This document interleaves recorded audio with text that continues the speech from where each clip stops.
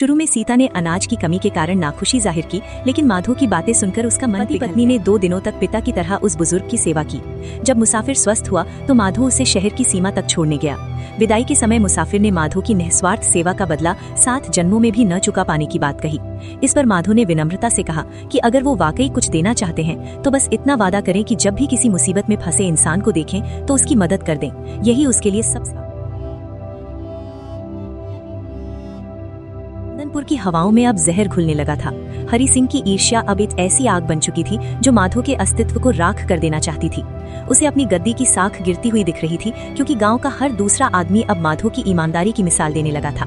हरि सिंह ने तय किया कि वो सीधे माधो से नहीं लड़ेगा, बल्कि गांव वालों के मन में उसके प्रति संदेह का बीज बोएगा। एक शाम जब गांव के लोग काम से लौटकर बरगद के पेड़ के नीचे सुस्ता रहे थे, हरि सिंह ने अपना जाल बिछाया। भाइयों, जरा कान खोल कर सुनो। तुम सब जिसे साक्षात धर्मराज का अवतार समझते हो, वो असल में भेड़िया है जो भेड़ की खाल ओढ़े बैठा है। ये माधव जो बात बात पर अपनी नेकी का ढोल पीटता है, क्या तुमने कभी सोचा है कि उसके पास अनजान मुसाफिरों की खातिरदारी के लिए पैसे कहाँ से आते हैं? ये सब एक बहुत बड़ी चाल है। पर लाल हमेशा हमारी मदद को खड़ा रहता है। पिछले साल जब मेरा बैल बीमार हुआ था तो उसने अपनी फसल का हिस्सा मुझे दे दिया था। वो चालबाज कैसे हो सकता है? यही तो तुम जैसे भोले लोगों की नासमझी है। पहले वो थोड़ा त्याग करके तुम्हारा भरोसा जीतता है और फिर तुम्हारी जड़ों में मट्ठा डालता है। मैंने अपनी आंखों से देखा है। उसने अपने घर के पीछे गुप्त तहखानों में अनाज की सैकड़ों बोरियां छिपा रखी हैं। वो जानता है कि आगे मुसीबत आने वाली है, इसलिए वो गरीबी का नाटक कर रहा है ताकि वक्त आने पर वही अनाज तुम सबको सोने के भाव बेच सके। उसकी ये सादगी सिर्फ एक मुखौटा है भाइयों।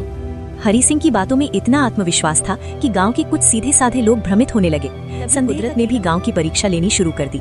उस साल मॉनसून ने चंदनपुर से मुंह मोड़ लिया। आसमान से आग बिना बरसे ही निकल गए। देखते ही देखते कुएं पाताल में चले गए। जमीन फटकर बंजर हो गई और चारों ओर अकाल का सन्नाटा पसर गया। सूखा ऐसा पड़ा कि गांव की हरियाली शवसान जैसी दिखने लगी। जानवरों की हड्डियां सड़क पर बिछने लगी और घरों के भंडार खाली हो गए। दूसरों की मदद में लुटा चुका था, अब खुद दाने दाने को मोहताज हो गया। उसके घर में अब चूल्हा नहीं जलता था। वो और सीता केवल रात पानी पीकर काट रहे थे। उनकी देह सूख कर कांटा हो गई थी, पर उनकी आंखों की ईमानदारी अब भी कायम थी। लेकिन हरि सिखाना शुरू कर दिया। देखा, मैंने महीनों पहले क्या कहा था। आज पूरा गांव भूख से तड़प रहा है, पर क्या माधव के चेहरे पर कोई शिकन है? नहीं, क्योंकि वो रात के अंधेरे में वही छिपा हुआ अनाज खाता है जो उसने तुम सबका हक मारकर जमा किया है। वो तुम्हें मरता हुआ देख सकता है, पर अपना खजाना नहीं खोलेगा। चलो आज उसके घर की तलाशी लेते हैं। दूध का दूध और पानी का पानी हो जाएगा।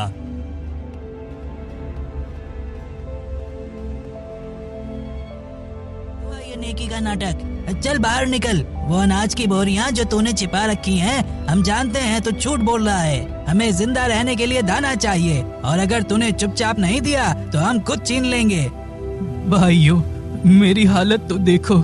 मेरा यकीन मानिए, मेरे घर में एक छटांग दाना भी नहीं बचा है। सीता ने 2 दिन से चूल्हा नहीं जलाया है। हम बस परमात्मा के नाम पर जी रहे हैं। मैं आपसे झूठ क्यों बोलूंगा? झूठ, सफेद झूठ। इसकी बातों में मत आना भाइयों। ये तो मरते तब तक अपनी नेकी का मुखौटा नहीं उतारेगा। इसके घर का कोना कोना छान मारो। अनाज यही। गांव वालों ने माधो के घर में तोड़फोड़ शुरू कर दी। उन्होंने मिट्टी के घड़े फोड़ दिए, बिस्तरों को फाड़ डाला और जमीन तक खोद डाली, पर उन्हें अनाज का एक दाना भी नहीं मिला। माधो एक कोने में खड़ा सब देख रहा था। उसका दिल उन लोगों के लिए फट रहा था जिनके लिए उसने अपना जीवन समर्पित कर दिया था। उसे भूख की पीड़ा से कहीं ज्यादा गहरा घाव उन लोगों के शक ने दिया था। उसने बेबस होकर आसमान की ओर देखा और मन ही मन कहा, हे ईश्वर, क्या यही मेरी ईमानदारी का समय? गाँव के बाहर धूल का एक बड़ा गुबार उठा। एक बड़ी बैलगाड़ी बोरियां लदी थी माधो के दरवाजे पर आकर रुकी। गाड़ी से स्वयं कबीर संत, जिनकी माधो ने जंगल में सेवा की थी। कबीर साहब कोई साधारण संत नहीं थे, बल्कि परम ज्ञानी और दयालु महापुरुष थे। ठहरो गांव वालों, इस देवता जैसे इंसान पर इल्जाम लगाने से पहले मेरी बात ध्यान से सुनो। तुम लोग जिस माधो को दोष दे रहे हो, वही इस गांव का सच्चा रक्षक है। जब मैं जंगल में प्यासा और घायल पड़ा था, तब इसने बिना किसी स्वार्थ के मेरी सेवा की, मेरी जान बचाई और मुझे सहारा दिया। उस समय इसने न मेरा नाम पूछा, न मेरा धन देखा, बस एक इंसान समझकर मेरी मदद की। ऐसे दयालु और नेक इंसान पर आरोप लगाना बहुत बड़ा अन्याय है।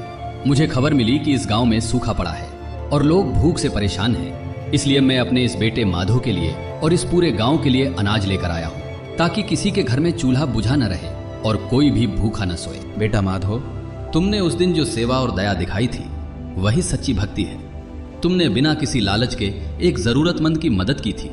आज उसी नेकी का फल तुम्हें और पूरे गांव को मिल रहा है। इसलिए ये सारा अनाज मेरी तरफ से नहीं, बल्कि तुम्हारी नेकी की ओर से गांव वालों में बांट दो, ताकि सबको समझ आए कि सच्ची भलाई कभी व्यर्थ नहीं जाती। गांव वालों गई। हरि सिंह चुपके से वहां से खिसक गया। समय बीतने के साथ जब पूरे गांव में माधो की नेकी और उसके जीवन में आए, तो वही हरिदास जो कभी माधो का मजाक उड़ाता था और उसकी गरीबी को तुच्छ समझता था, उसके मन में गहरा पश्चाताप हुआ। एक दिन वो झिझकते हुए माधो के घर आया और सबके सामने हाथ जोड़कर उससे माफी मांगने लगा और बोला कि मैंने तुम्हें कभी समझा नहीं और तुम्हारी भलाई का मजाक उड़ाया। आज मुझे समझ आया कि असली धन इंसान के अच्छे कर्म होते हैं। माधो ने बिना किसी अहंकार के उसे गले लगा लिया और कहा कि सच्ची खुशी तो दूसरों को माफ करने में ही है। ये देखकर गांव के सभी लोग भावुक हो गए और हरिदास ने भी संकल्प लिया कि वो अब से माधो के साथ मिलकर गरीबों और जरूरतमंदों की मदद करेगा।